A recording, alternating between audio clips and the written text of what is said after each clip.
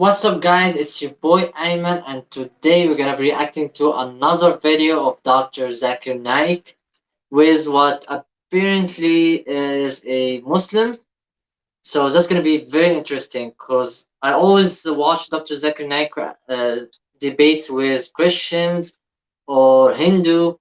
I've never seen him talking to a Muslim. So this is gonna be very interesting video. And Muslims are very aware of their religion and they like to ask very small questions. So I'm very excited to hear the question, and I'm sure the answer is going to be a lot more interesting.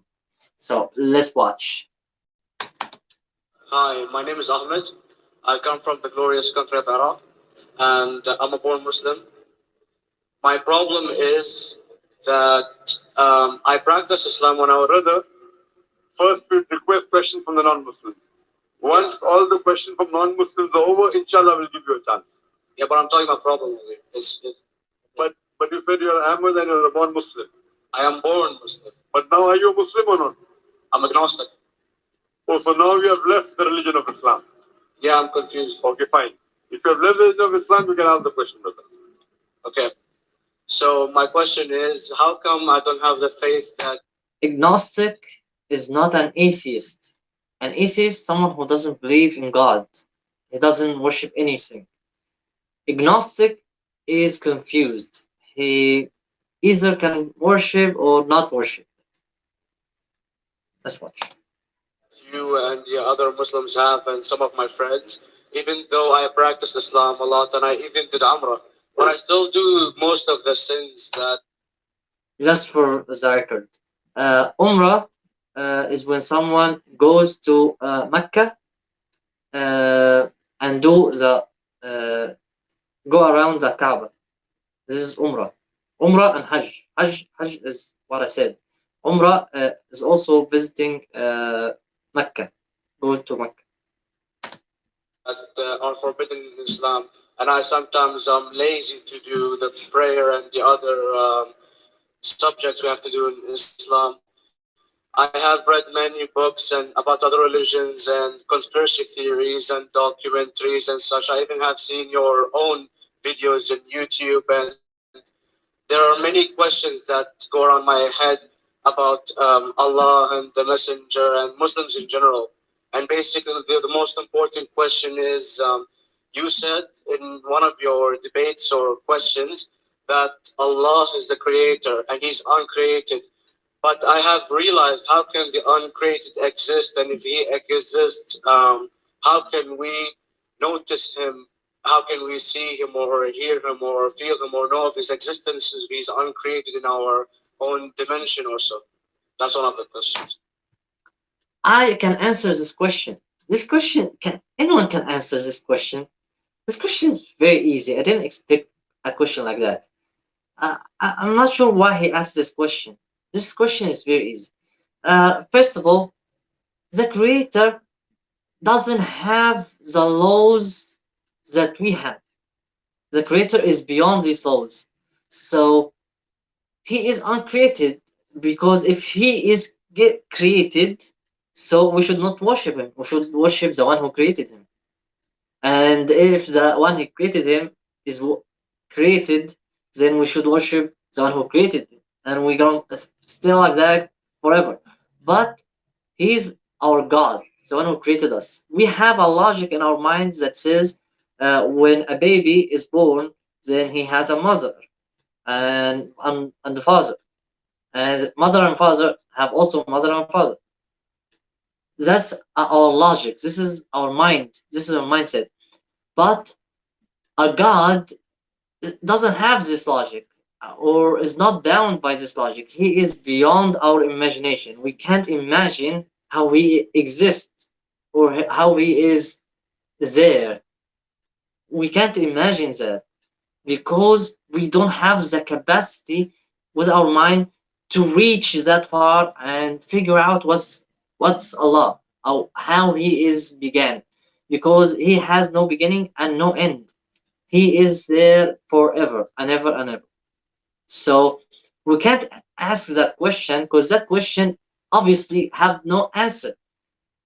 You can't just say who created Allah because He is uncreated. He can't be created because maybe if we died, we can go to Allah and probably figure out how He is there. We cannot understand all that, but now our mind is limited, not unlimited. Our mind is limited. We can't go to figure out things like that. We can know that maybe at the end, but in this dunya, we can't. We can't with our mind figure out something like that because maybe Allah prevented our mind from reaching that far. But the creator, of course, he can't be created because if someone created him, we should worship him. See, this is our mind, and it's not like humans. We can go back and back and back and see our sisters and beyond like that. Because even if let's go with this logic, even if we went to our ancestors and see, okay, who is the first man stepped on this earth? And you're gonna see probably Adam. Who created Adam? He must have a mother and father, and you're gonna go beyond that. But you see, Allah created Adam. Who created Allah? No one. I don't know. Brother Ahmed said that he is a born Muslim. He comes from Iraq. He read the Quran. He read Iraq uh, is a country that has many Shia, which is they call themselves Muslims, but I don't know. the books, but he commits many sins. He believes maybe sometimes he's agnostic and he's lazy for praying. Brother, before I answer your main question, if you do sins and if you're lazy for praying, that does not make you a non-Muslim. As long as you believe that praying is fard, sometimes you miss, it's a sin. It's a major sin that you sometimes don't pray, but that doesn't make you a non-Muslim. If you say praying is not required, then you're doing kufr. But if sometimes you do sin, sometimes minor sin, sometimes major sin, it is haram. It is forbidden. But that does not throw you outside the fold of Islam. There are sometimes waswasa of the shaitan asking you, oh, you're a Muslim, but this is wrong in Islam, this is wrong. And it does deviate the person's mind. At that time, maybe your iman may be low, but these things should not make you consider that you're not Muslim. Regarding a question that I mentioned in my speech, and you're right, that Almighty God is the creator, but He Himself is uncreated. You ask the question, how can the uncreated, how can we see the uncreated, and how it's possible? Allah subhanahu wa ta'ala is Khaliq, is the creator. And by definition, He's uncreated.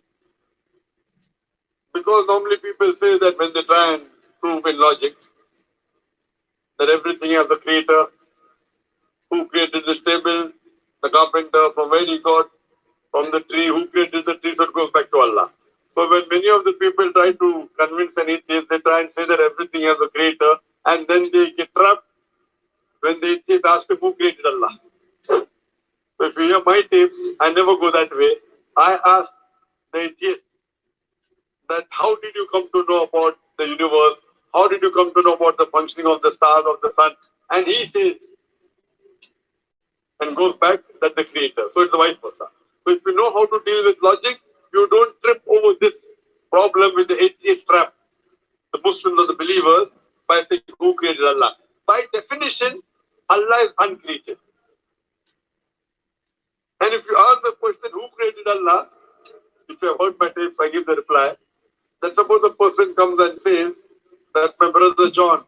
Yeah, I know. I saw that. I heard that's funny. But I mean, how does he exist if he's uncreated? Not That is Allah. Yeah. How That's can the he exist? difference between you and Allah. How does he exist mean? He was existing. From he doesn't have a beginning. You and I have a beginning, that's human being. So So that's the difference between us and Allah. You can't say that Allah has to be like us. If Allah is like you and me, why should we worship Him? I see, but have you heard of the phenomenon, the Big Brother, used by various orders and Big political Brother? agendas to control the people and such by implementing it into multiple gods, and then later on it became a monotheistic religions all over the world to make it easier. Big Brother, sorry, I've never heard of the religion Big Brother. It's not a religion. It's like a theory, an idea, basically. For What does it example, say? yes. What does this idea say? What does it say? Is that when you have a big brother, it's easier for you to live life.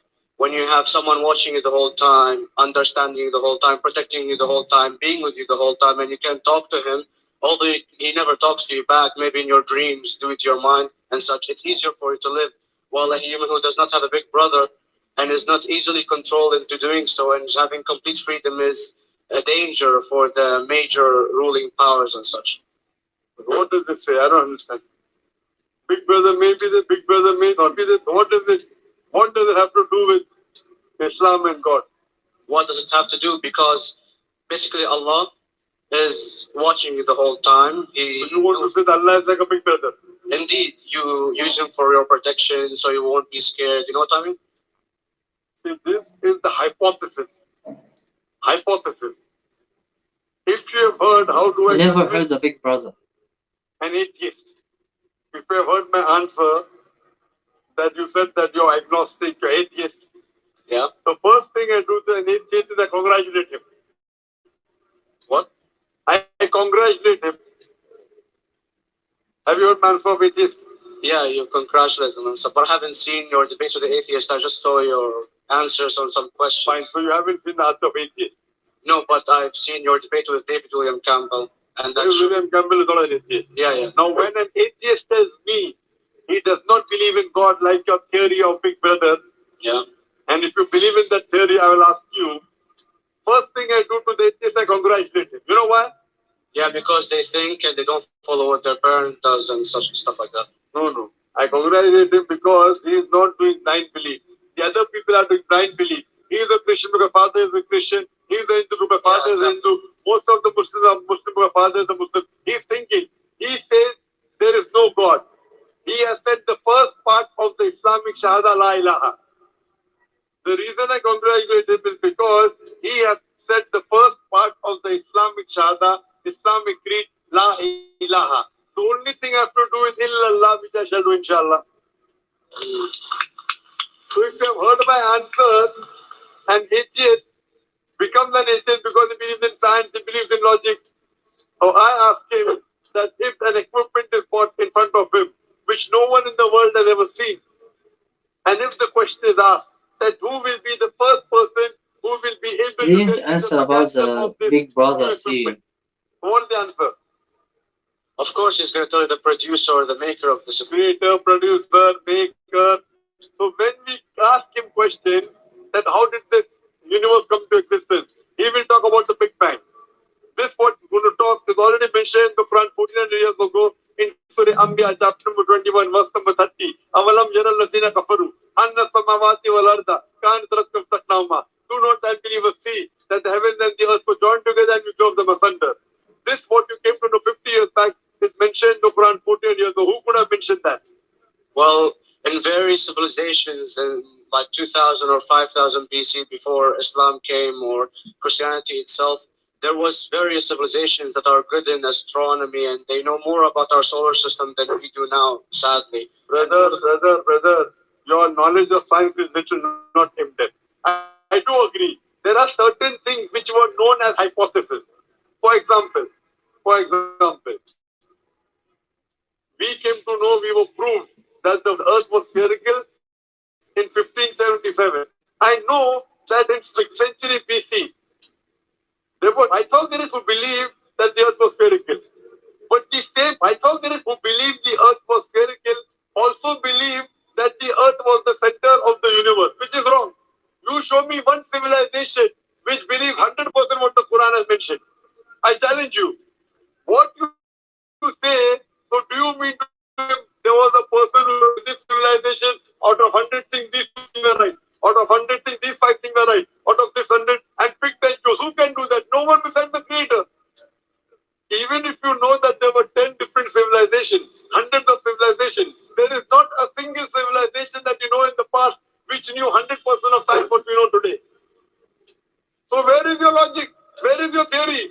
I do know that certain things were hypotheses, which were proved later on. But there is not a single civilization which knows everything what is mentioned in the Quran. So the answer goes back to the original question: who could have collected this in the Quran? Someone 1400 years back, could he do and say, okay, out of these 100 things, these three are right, out of these 100 things, these two are right, out of this, it's not possible. Mathematically, it's not possible. Well, you never gave the idea of extraterrestrials or so. I mean, knowledge is power. And Brother, I'm asking you a simple question. We are not coming to have a debate. yeah, I'm asking you a question. Point out a single civilization. You're asking something else. yeah. We are not here to discuss. You can come in the room and discuss. You ask a question, I'm giving you the answer. You gave about whole civilization. I told you you're right. But out of 100 things, 98 they were wrong. So I'm asking you, who could have mentioned this in the Quran? You're talking something else now. Yeah, well, I'm asking a simple question, 2 plus 2 equal how much? You're saying, I'm telling you 3 multiplied by 3 is how much? I'm asking a name, you're telling that where do you live? yeah, I'm asking a simple question, name me a single civilization which has everything what was mentioned in the Quran. Do you know of any or not? Yes or no? well, not everything, of course. Even not 10%. Why? Babylon knows of some most of the planets and such. Planet is not the only thing mentioned in the Quran. There are 1,000 things mentioned in the Quran. To say what 1,000 things are mentioned in the Quran, 10% would be equal to 100 things. Did Babylonian civilization knew about 100 things mentioned in the Quran? No, because they cannot. They knew 5 or 6 things. In percentage wise, very small. Of course. Who can be the author of the Quran besides the creator to know what is right, what is wrong?